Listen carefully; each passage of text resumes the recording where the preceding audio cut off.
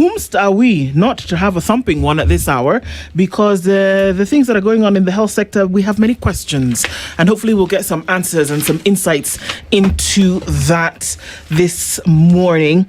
Joining us in our conversation today as we then look into issues surrounding health and whether it is actually time that healthcare be, or rather, should healthcare be under the national government?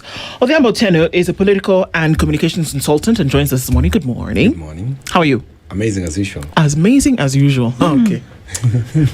So, that laugh is from Dr. Dennis Miskellah. He is the National Deputy Secretary General of the KMPDU and a health systems expert, joins us this morning as well. Good morning, Dr. Thank you so much. Good morning. You're well? I'm fine, thank you. Good. Karibu sana. Yes. As we get into this conversation, there are quite a lot of things that we want to look into. But before we do that, Dennis will tell you where he's taking us this week. We'd love your interpretation of the proverb. We're somewhere in South Africa, but ndani ya South Africa, a different country called Lesotho. Mm-hmm. So now the people of Lesotho are called the Basotho, right? Yes. If you want to enjoy snow, don't get outside this continent. Just go to Lesotho. Why? Because it is it's a country that is on the highest elevation across the world, 1,000 meters above sea level. They have the Basotho blanket, would make sense because it's a cold country, but they also export water to South Africa because it is considered to be the water tower of South Africa.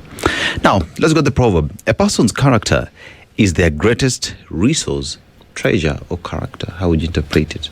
Doctor, how would you interpret it? Yeah, I think character is who we are, whether the people around us or not. Yeah, and I think that a human being stripped of all the material gains and all the titles just comes back to who you are, and long after you're gone, what remains is who you are, not just to yourself but to people around you. Yeah. So sometimes even in our practice as medicine, I keep on telling the doctors that patients don't care how much you know; they don't know how much you care. You know, that's character. Yeah, who you are to people, and people will remember much more how you make them feel than what even you tell to them. And that's his character, how you treat those who can do nothing to you. So everybody must guard it with all that they have. Yeah, the skunk is well known for the publicity it gives itself. Wow. Where? That's how I'll interpret it. Odhiambo. You can't use a proverb to explain a proverb. It's very possible in oral literature. No, you know, it's interesting. That characterization of character. That's the characterization of character. Yeah, you know, when you talk about skunk, when you're carrying it out here, well interpreted. Miskellah is speaking French. Someone once said, let's give somebody their skunk. Somebody said, it's Dennis's friend. Okay, there are two Dennises here. That's to be very clear what we're talking about. So who owns the skunk? But, okay. The skunk owner. The expertise is great. Well, let's start with that question then. Dr. Miskellah, should health be under the national government? Let's talk about that, because we're also going to be talking about some things that we are seeing in the health sector, and we're really, really worried about. Of course, high on that number here is that we're looking at fake drugs, fake Viagra. Many people will be worried about that. Okay. Fake HIV tests. Even worse, fake ARV tests, fake dialysis, fake condoms. Yeah. For goodness sake. The fake condoms back.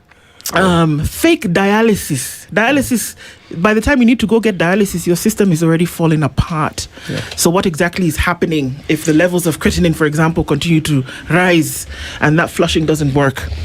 And just last week, a woman gave birth outside hospital because they said, well, we can't offer you services because of whatever. We continue to see the disease burden rising. And so we're asking the question. And then apart from that, the brick and mortar of the health system for the last, many days has had a glitch, which I said, if it's 2-3 days, it's not a glitch anymore. It's a breakdown. All of these things are happening at the same time. Is it time that health was centralized? Thank you so much.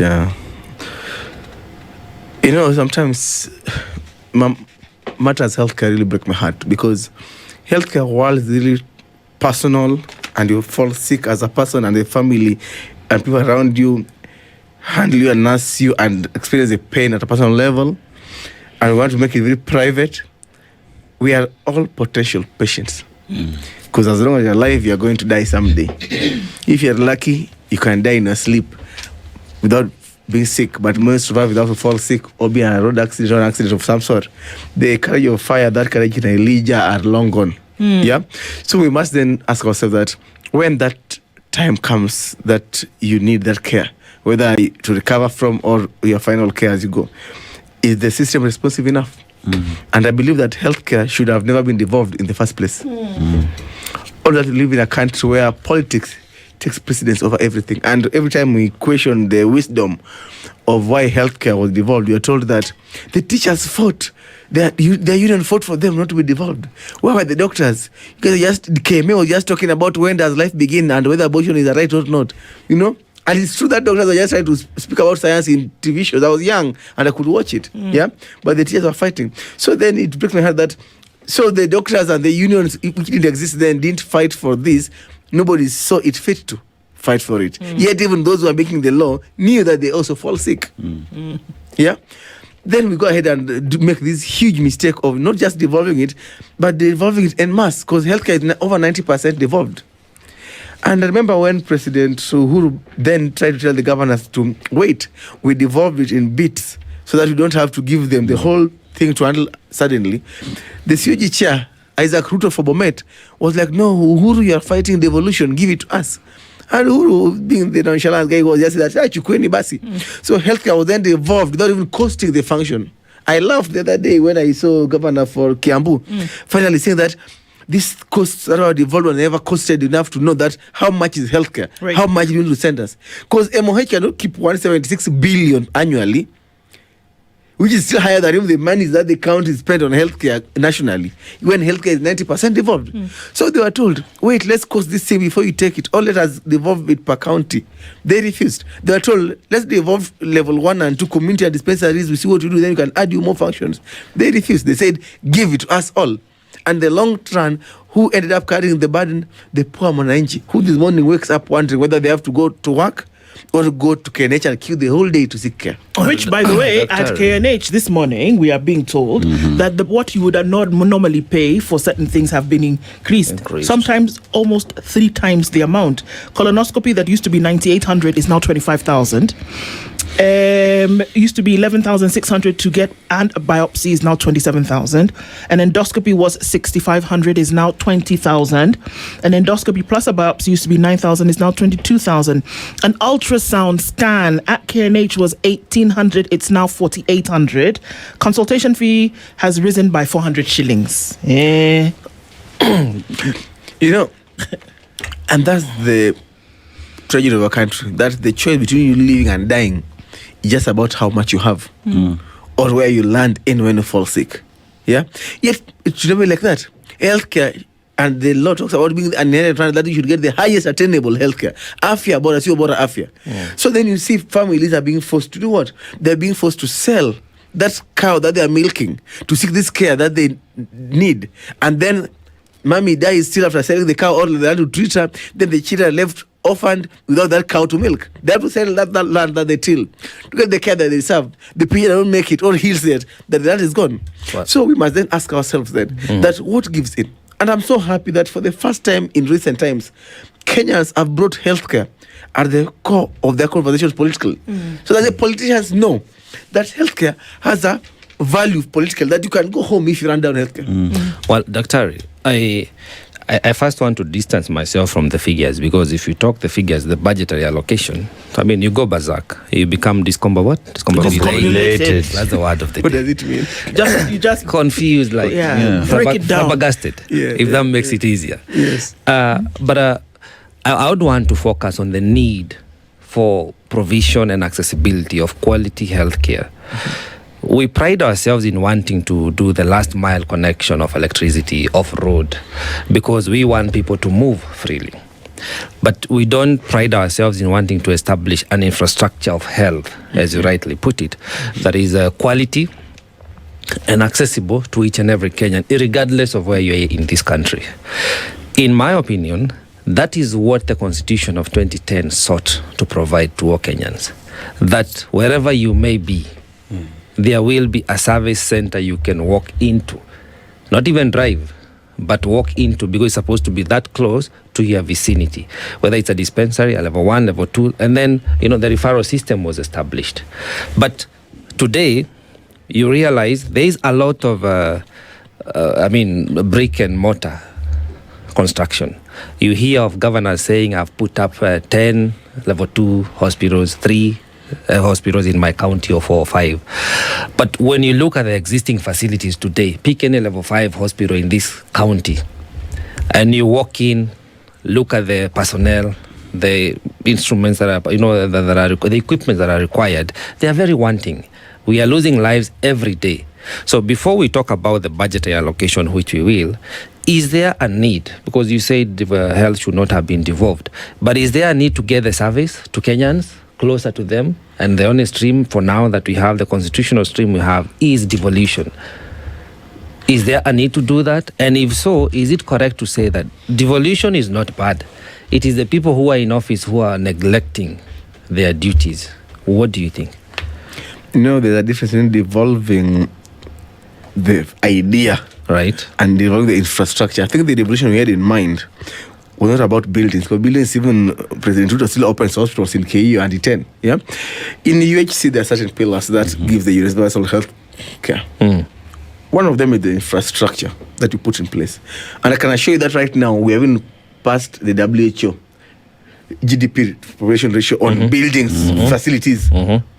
For obvious reasons, that there are kickbacks in constructing them, and the companies that are around it. That's why you see every governor comes there to construct a hospital, because as they are constructing the health center, pia wanamjengea hotel in the nearby market.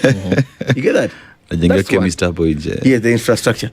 2 is the pharmacy and the technology around it, the drugs and the ICT.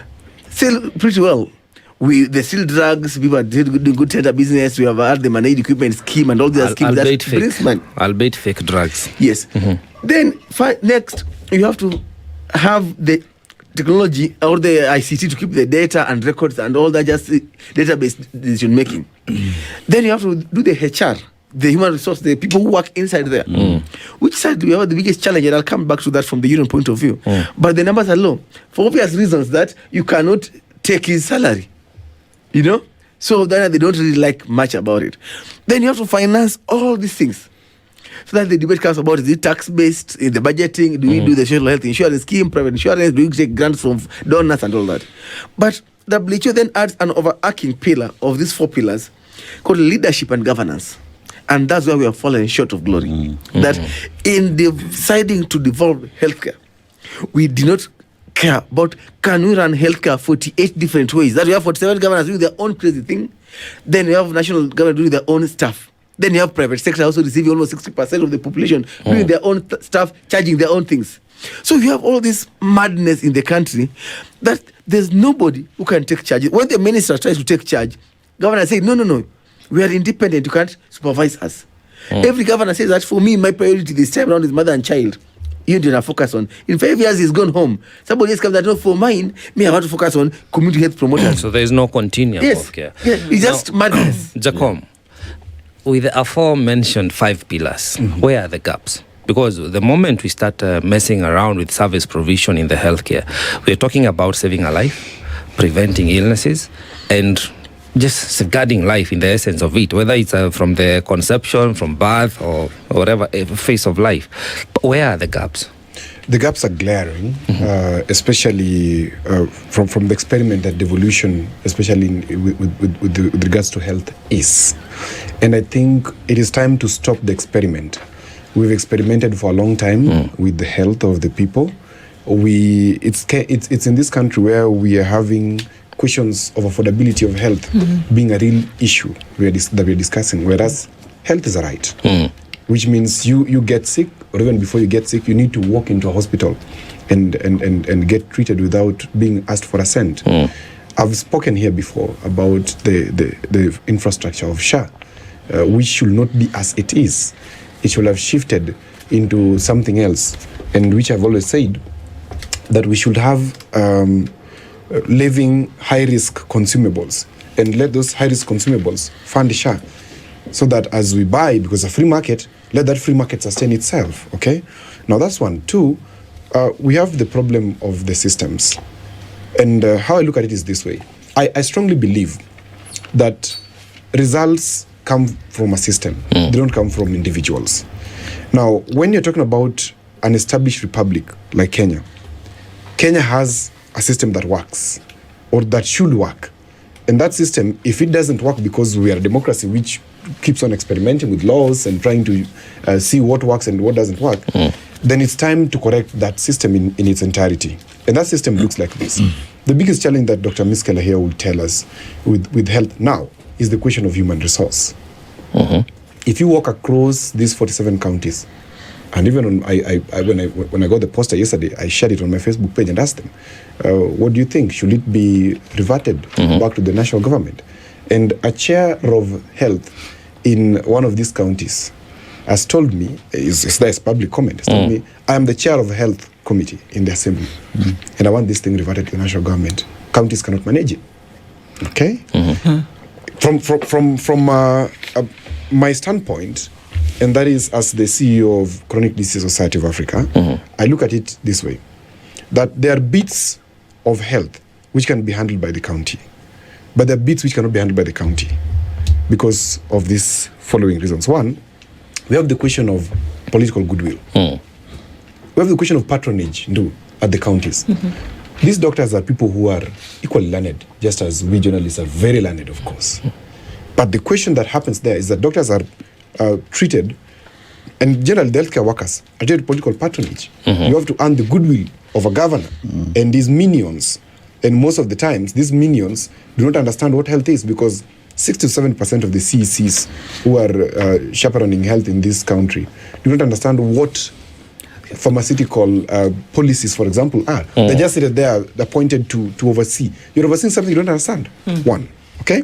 Two, as he's saying, chief officers in most of these counties, some of them are doing very well, do not also understand why they are there. Because they're there to politic, they're not there to lead. And the question of health is the question of governance and leadership. Because once we leave it to patronage, then standards are put below. Once we leave it to 48 different employers, these healthcare practitioners are being demeaned heavily. So before we speak about anything else in the gaps, the first gap that must be addressed is the formation of a National Health Commission, which I know he has championed for before. And it's time that all healthcare practitioners, all of them, unite in one voice and talk about the establishment of a National Healthcare Commission that looks into their welfare, that looks into their earnings, that looks into their dignity. Because you find, for example, a nurse, is trained to specialize in mental health care. Yes. But then you find them redeployed at a county to a pediatric section, whereas this nurse would be effective at a mental health care section. What are we doing? We're having misplaced what? So what would the formation of that commission achieve? Because from what you're citing, we have a structure on how our healthcare system should work. We have the software. We know how, the operationalization of it. But then you also have the humans. And I think it is the human capital in this aspect that is failing us, because even if we form a commission and then we have Dennis becoming the governor of that county, and then the appointment or the chief officer health is based on what you're saying, patronage and political endearment, you're still going to have the same problem. So in a manner of speaking, is the devolution aspect by itself the problem, or is it the people that we have entrusted, beginning from the CS health all the way down or all the way up, depending on how you look at that pyramid? You know something interesting. I would not want to look at personalities, right? For one reason, that personalities often change. All of us in this room are different in our own ways, and leadership, as we see it, is different. I look at systems, okay, and as long as we don't have a system that is productive, then we are expecting a result. It's just like saying, development is by empowerment. Empowerment is by Harambe. It's stupid. Where a CS carries 10 million to Harambe and says this is empowerment. That is stupid, because that's not a system. It can't create people. Systems create people. Okay? Now, if you come back to this very question, health as a question can be tied into 3 or 4 sections, in my view. One, preventive health can be handed over to the county. They have the CHPs, they have the CHVs. Yep. This country, and Dr. Miskellah knows this, we wait for the patient to show up, and then we start talking about health at the time that the patient shows up for diagnosis or for screening. What are we doing? By the time the patient is showing up, already something is broken. Okay? One thing that we should focus on, just like Cuba is doing, focus on preventive health. If we focus on preventive health, we're going to cut down the cost of treatment by more than 50% of our budget that we're talking about. And that focus on preventive healthcare should be given to the what? To the counties. As CDSA, what we do is we do a lot of public education on different issues. Like just the other day, we were doing something about respiratory illnesses in Siaya. And we find out that if a lot of effort was placed in preventive health and handed over to the county specifically to continue it, give them some little money, let them do education. Education is easier than treatment, because treatment, we need standardization. Yep. Health is a national security question, just like education for me, just like transport for me. It is in this country where we're having a free market, where transport is in the private hands. Okay? Where health is a business. Where education, we have private schools where some children are dying in those private schools because of lack of standardization. Now, unless we standardize and agree that preventive to party counties, but on the issues of treatment and the issues of healthcare professionals handling, let's leave it to the national government. The issue of infrastructure, as you said, counties are messing a big time. There are some of them which are doing very well. You've seen like Kakamega put on a level 6 facility, which of course they're handing over to the national government. Beautiful. And many more level 6, level 5s, level 4s, which they've built. But the question is, if you go to some counties, can I surprise you, for example? Siaya County, this is year what of devolution? Year 13? 14. Year 14. There's no renal section. Renal unit. There's no ICU.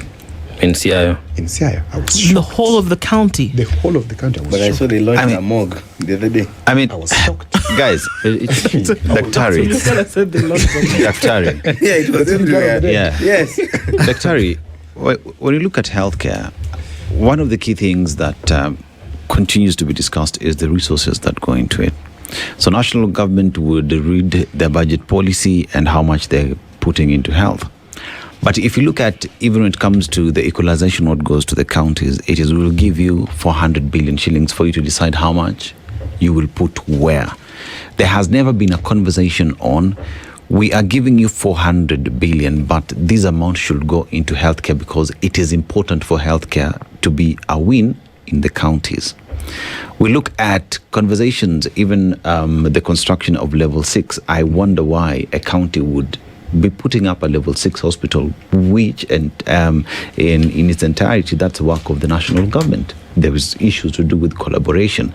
But one asks the question, if the counties were using these funds to enable the facilities, the resources that they do handle, then that would help in enriching healthcare in these counties. Is UHC a reality in this country, or are we trying to achieve it, or is it just another political gimmick for us to say there is something to talk about? You know, my namesake, as I sit here, I really get enraged. I really get angry because everybody knows the problem. The governor knows the problem. The president knows the problem. The minister, we talk about all these things with them in the offices. Yeah. They know where the problem is. They know where the failure has been. Whatever is lacking is just people are selfish. Because governors want to have this power that is just imaginary. That I want to be able to hire and fire doctors. How does it help you? The only thing I know it helps them with is that I know for a fact that to be employed as a doctor in this country, you have to give a bribe of 1 million shillings. What? To be employed in this country, those county public service boards demand 1 million shillings for bribes. That's if you're told do internship, That is the save standard. for that kind of money. That is the standard, Doctor. Yes. Okay. Number one. Number two is about your second name. If you are a Luo and you go apply for a job in an Alu area, or number no.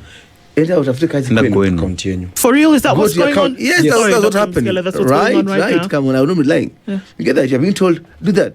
But more importantly, is that in those payrolls, there are ghosts. Somebody tells you that you have 50 consultants, but only 10 are on the ground. 20 are just governors, campaigners, advisors on that payroll because doctors are the highest, so they have to sneak them into it. You get that? That's the tragedy of this country. And the issue around finances is only that while we acknowledge that we live in a country where resources is limited, but there's enough for our needs, but not enough for our greed. Yeah. What we now have is madness, because if you say that you don't have enough money to employ doctors, but then you have enough money to build a facility that is just going to be empty. A doctor as Miskellah, we do even medical camps under trees, as we treat. But an empty building, we don't treat nobody. Yeah. The contractor will go smiling and the governor will kick back or her kickback and they go away, do the other things. Yeah. So we have to go slow on this madness of building. Talk about Kakamega, beautiful word. Do you know before national government took it over, it had swallowed 10 billion white elephant. Yes. 10 billion would construct and equip a hospital to completion. You get that? So, kuna mchezo ya town. You talk about CHPs. Folks were told that get CHPs to help run private healthcare. Who do you go? Get your local goons and campaigners in the villages and give them those bags and tell them you are a CHP. They don't even know you how to take a blood pressure machine. But more importantly, that after you have told me I have diabetes or hypertension, Then what? Then what? Yeah. You just caused me to become anxious. I land in the hospital. There's no doctor, there's no drug, there's no lab to do nothing. So that's not good enough. On matters of Health Service Commission and how we could approach this healthcare debate, if we were honest. And I challenged you. Yesterday we were with the Honorable Duale, and I told him that go tell the president that if he truly cares about Kenyans and cares about UHC, him and all the presidential aspirants who intend to vie must commit to Kenyans that they must give us a referendum in the next dispensation. That let Kenyans decide. We don't even want them to have an opinion on it. Governors or politicians. Before Raila died, in BBI 2, BBI 1 had the Health Service Commission. The governors went and blackmailed him and told him, if you put HSC, we are not supporting BBI. It had to be pulled off. In President Ruto's manifesto for Uda, he says that he acknowledges the problem and he promises to be a neutral arbiter on this case. The governors again blackmailed him and he backed off from it. And they put this thing, Chechrak, some moribund, toothless body that cannot even help us with the inter-county transfer. Like today, my mother is sick in Kisumu. If I chose, I want to go live near my mother, I can't transfer from where I work to Kisumu. Or even if I have a spouse in Mombasa and work in Bungoma, we may be as interns in one place and I got a job in another country. But Daktari, I can never live with my wife together because you can't even transfer within the same country. Daktari, allow me to ask, because I mean, I don't want to come out as if you're holding brief for the president. One, I think the issue of public health is an issue of internal security.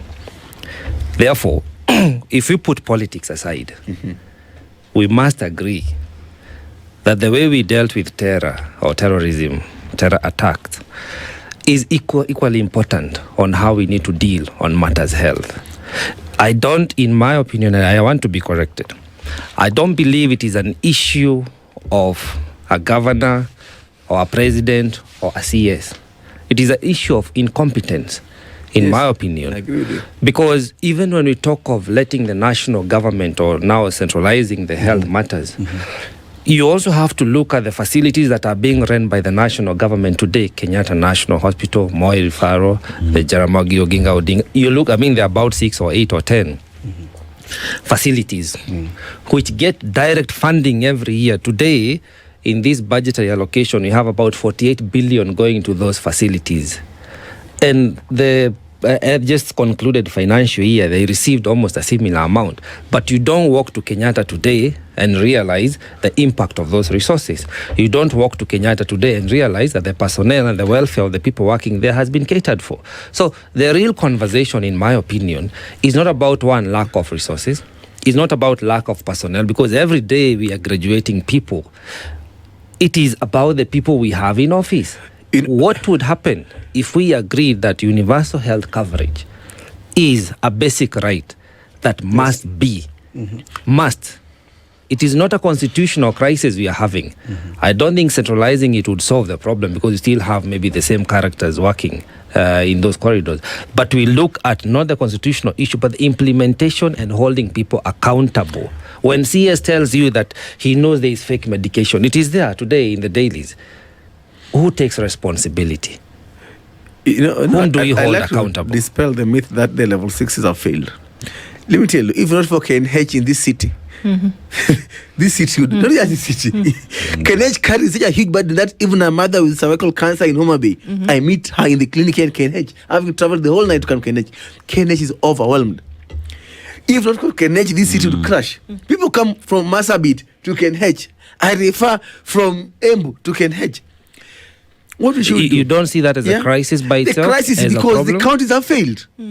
If you kept, why would a woman who's pregnant come deliver in KNH a level 6 when there could be maternity units in every other sub-county? Level 2, yes, 3. Right. You go to the UK, the NHS system, you don't just walk into King George Hospital. You start to call they call them surgeries. Yeah, the small facilities before you get there. On the matter around how do we then devolve health in a way that makes sense? Yes. Initially, I used to be a huge proponent of the Health Services Commission. Yeah, where we wanted this centralized body that will handle the HR bit of things. Yeah, the employment, the promotions, because we have had over 120 strikes in this country from Devolution, and the basic things, not at the salary. Right now in Isiolo, we are on the 3rd month without a salary. How do you work a doctor 3 months without a salary? In Meru, they are on their 10th year without any promotion. They are on a strike there on the week 5.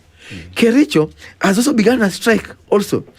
Yeah, and we are having so many of these counties doing strike because of basics. Just promote me, give me a medical cover. In Isiolo, they have no medical cover. Unakatwa SHA, our remit. Retirement, unakatwa haipeleki kwa retirement. They can't deduct pay, they don't give care, you can't even file your taxes. You have no medical cover. A doctor just took a loan of 1.5 million the other day to pay her bill. Yeah. We have in Trans Nzoia, we have a strike going on. Why? Medical cover. There's a doctor who has a cancer. She can't go surgery because of lack of money. There's one who needs digital transplant. Can't.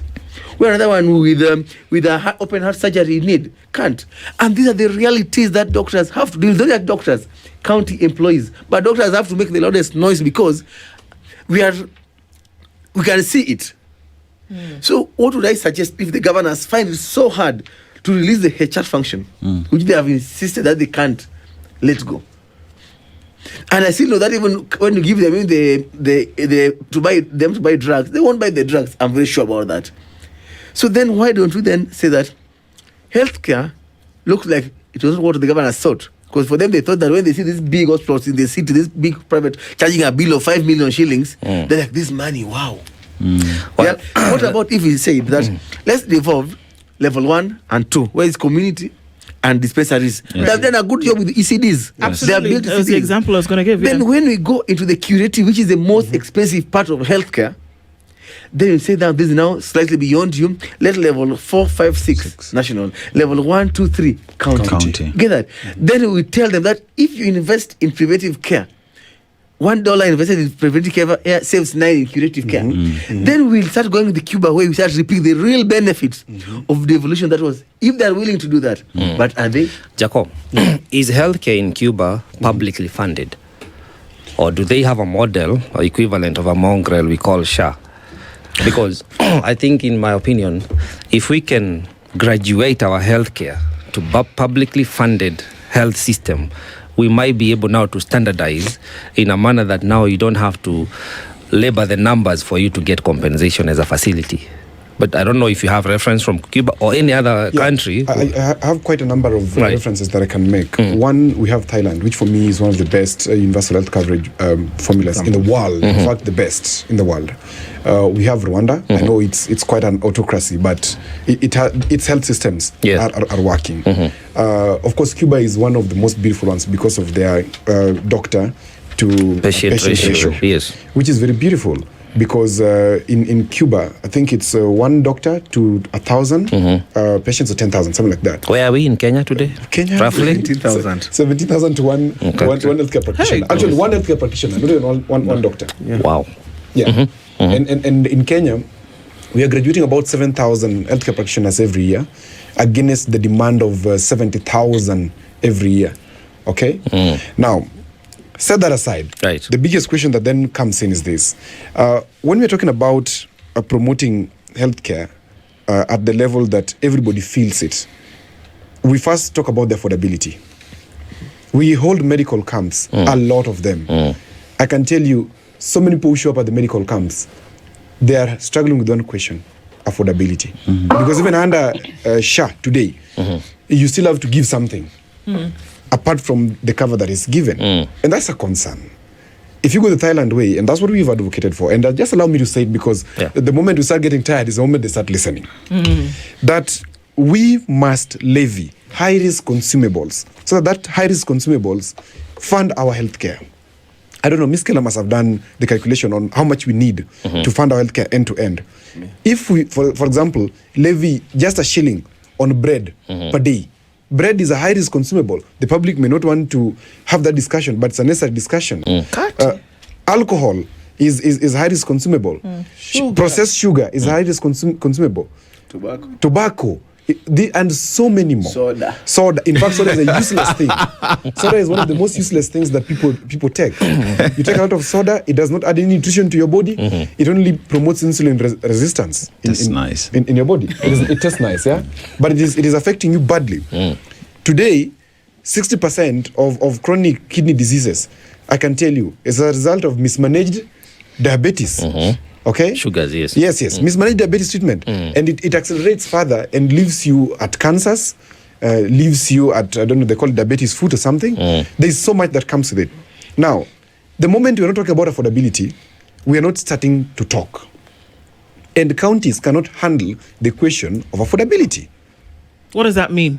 They can't handle financing of health in terms of generating money that can assure every citizen and resident of the county that you can walk into a hospital and get treated. Counties cannot do that function. Can't or won't? Cannot, will not. In fact, the worst part of it, I hate to interrupt you, Yes, is that they're not just inputting money. Yeah.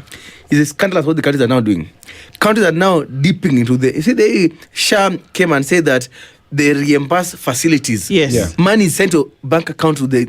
Now counties, when they hear that SHA's reimbursed, the governor comes for his cut, and they come for it in cash. Cut of what? Whatever SHA given. How does he have a cut? Scandal the other day in one of the South Rift country. Well, we were lacking drugs, labs were shutting down, SHA delayed to reimburse. Then the money came like this. The first person who came for this share was the governor. Came akachukua yake. Mnaambiwa ile imebaki mjipange nayo. It's madness. But that's a criminality. It is. Yes, How it's do you have a cut? leadership and governance issues. How do you have a cut of money that's supposed to go towards paying facilities for services that have been rendered to patients in the Because country? the challenge in this country is we have a question of eating. Yes. The eating question is a big problem in this county. In this country, there are several counties which, of course, are doing exemplary well in terms of medical whatever. They're doing exemplary well.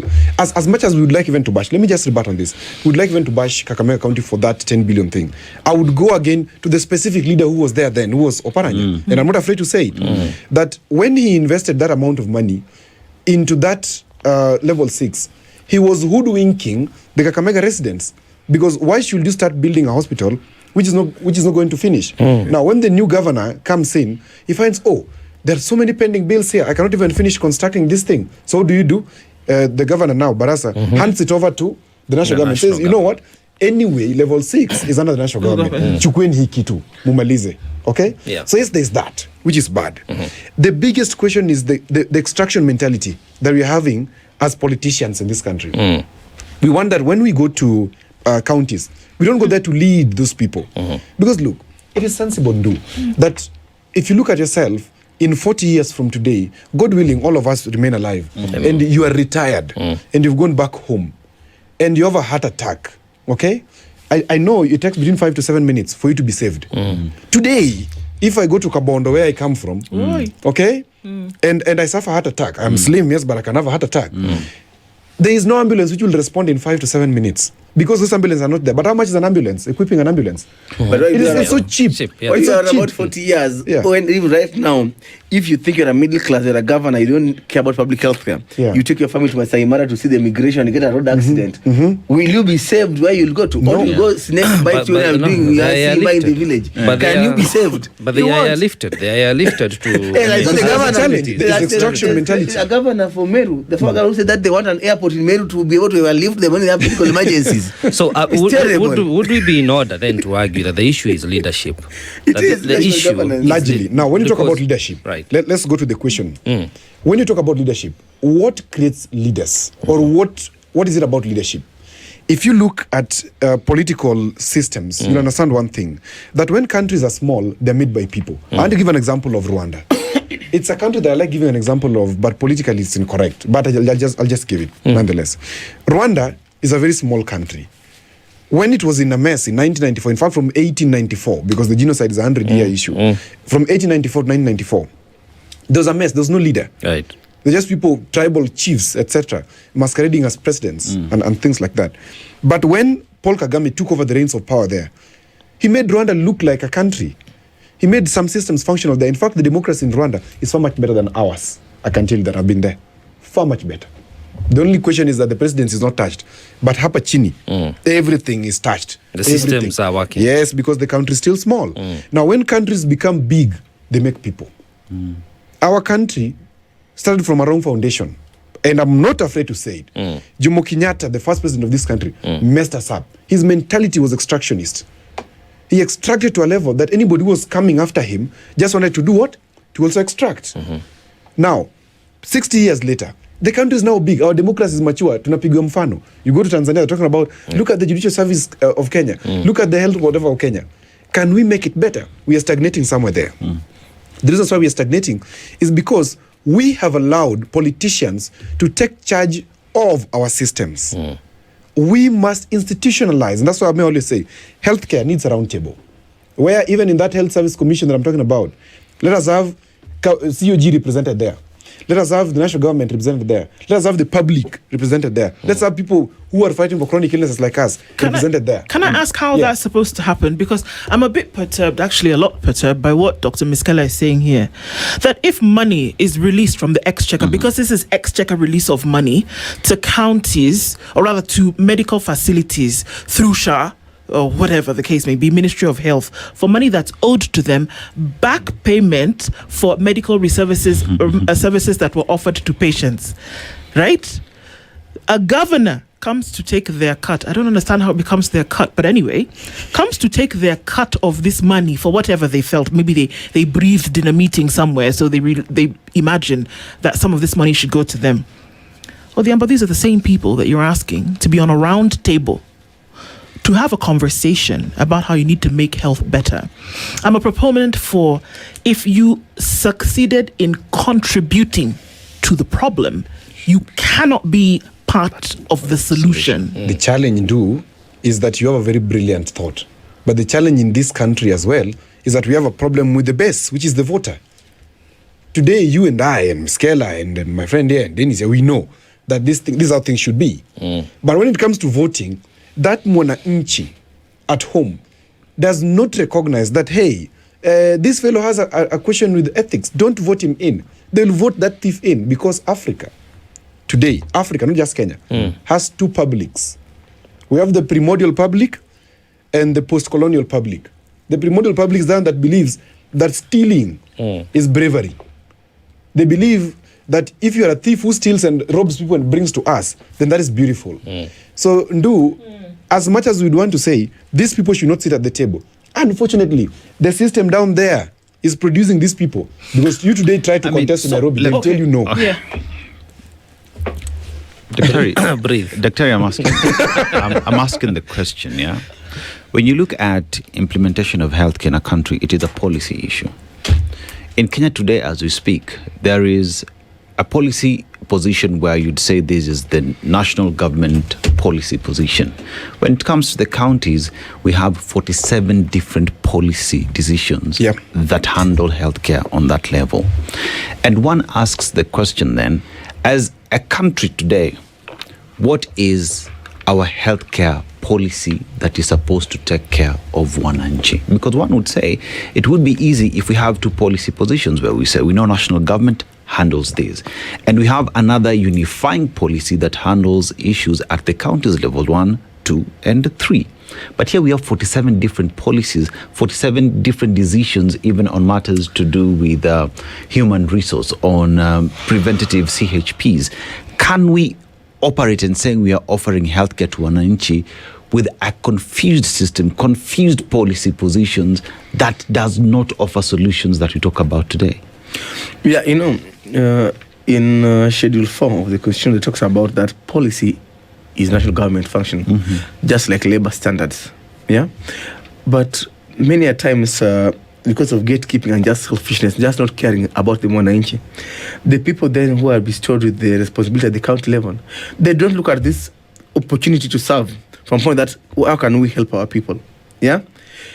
Today, if the PS of health were to call chief officers who are his equals in the counties together, or just do memos to them or guidance, or they not come. They say we are not involved. The other day, interns were being sent to the counties. They're going to 6,000 new workers being sent to help you in the counties. None of them turned up even in MOH to talk about to receive them. During COVID times, every county was given almost 400 million to build ICUs and facilities. Tell me why we still don't have ICUs in county like Siaya, in Siola, if people are given money for this, and they didn't do it. Because they know that he does headache, Headache Ukoju. Onela. But I like what has become of this country lately. That finally the young people and even the older folks also are finally connecting their problems and their leadership. People are finally saying that we don't have this because this is wrong. In fact, for me, if the Gen Zs wanted to change this country, forget about reaching State House Nairobi, it's just too complex. You just start by chasing those governors in the counties because they're responsible for some of the most direct troubles you have. People think that building a road or launching a water project is the most important thing in their lives. But people repeat that beautiful road you are building, that dual carriage to Western Kenya, will be used to carry dead people who come to die here in Nairobi seeking care. Giving 700 billion for education is perfect. But I'd rather have an ignorant man live up to 80 than a professor die at 40. A sick policeman won't go to work, a sick doctor won't go to work, neither will be a sick student. So if you didn't learn from COVID that healthcare is the center of it all, and until we put our mouths and our monies where all this is happening at. Doc, let me ask a question. Today, if, say, Cabinet Secretary calls a CEC in Mombasa, say in maternal health, Mombasa, would the response be the same with him calling another CEC, say, in Turkana? It will. You know why? As a good example, the UHC staff. The UHC staff were hired when the monies came from a donor, say that we want to support you in fighting COVID. But this money, if you send to the counties, most likely they'll never use it to hire. Or they'll hire just their local goons and claim they're healthcare workers. So MOH decided to employ centrally, then send these folks to the counties to help. Part of the deal that was like we support for 2-3 years, then you on your side absorb them and pay them. MOH then goes ahead and allocates 8 billion for people to be absorbed and to be paid on PNP, permanent and pensionable. But the government then said that no, you can't give us workers, you can't tell us what to do. So right now, the young people who saved this country are not yet converted, not because there's no money, not because MOH has not given the direction, and the president himself gave the direction. Government said no. You give us the money, we'll decide who we want to employ. Because we want to do other shenanigans around it. That is the kind of nonsense that is going on. And now we are stuck with it. And also perhaps, Daktari, it might be nonsensical for the governors to claim that, but also they could be landing on the constitutional right that the health is devolved. So I think also the national government should not have the luxury of picking and choosing when to implement devolution. If a function is devolved, resources should follow. However, if a function is devolved, Right. you need to also make sure it's just like a communication. I can communicate to you, but true communication is when there's a feedback. Correct. So when I say that it's devolved, we must actually have to see the thing live out. But in this case, I believe that people are riding on this devolution thing for their own shenanigans. If we actually see that form follows function and that money actually follows this function, then we would actually see healthcare being a thing where it is operationalized around the country. People wouldn't be dying from things like malaria. People wouldn't be dying from things like there is no ambulance, there's no IC. I mean, for God's sake, 20 billion shillings has been given to a county, there's no ICU. That's the basic thing that we're talking about here. So maybe my final question that's would be... stadiums. Exactly. So my final question would be: would They need stadiums. would it make a difference if perhaps the law on devolution should not change? Where the law should change is a question is the insistence that everybody, as Dennis often asks for, let everybody use the public health system from top to bottom to in the middle. You will ensure that then it functions. Does that make sense? Yeah, I think that it is dishonest as a parent that in the morning you make a breakfast for your kids, tell them kunyendo chai hakuna mkate, then we on your way unanunua mkate ukikula ukienda kwa ofisi. Or you cook, you run a hotel here, but when you are going for your meal you buy food from the next hotel. That's what they are doing. You run health in your county. When you fall sick, you tell us how God saved you when you came to Nairobi hospital, whichever hospital you went to. Or somebody whose nose was broken in Bomet and went to South Africa. How do you run health that you don't protect yourself? Yeah. My plea to wananchi is that please, in this coming election, make healthcare your agenda. It's beautiful, all these stories are being told, but make healthcare. You can only live long to see that Singapore we hear about if you're alive. Then we can't see Singapore. So, from the MCA, ask them what role have they played, or what role do they plan to play on oversighting and budgeting for healthcare. To that governor, to the MP. Yeah, some of these laws we cry about, share bad, share good, blah, blah, blah. These are laws that can be changed in parliament. Yes. Which MP, even those ones in Chilinda, Wananchi, Linda, Kenya, what have they done in changing that law? They can't just be talking on TV and on podi and don't bring it to the ground. To Linda Afia. Yes, to the governors, to the president. For me, I say that if I were to be the president, one thing I'll tell him, and anybody who's vying, and we'll look for them as a union, you have to tell us that, are you promising us not to take away the evolution of healthcare, but to give the Wananchi a chance in a referendum to choose for themselves whether they want to continue dying like now or they want to live long enough. And that's where we ended this morning. It has to be an agenda that if you are sick and across board, there's nothing else that you are doing. And not just sick, but not in your body, but also how you operate. Dr. Dennis Miskellah, as well as Odhiambo Otieno, thank you for joining us this morning. This is one conversation that we cannot keep on the back burner. It has to be front and center. Asante sana, both of you, for joining us this morning. Wamesema tuache mchezo mingi. Waache mchezo mingi. Enough of the study. This is the Situation Room, the only way to start your day.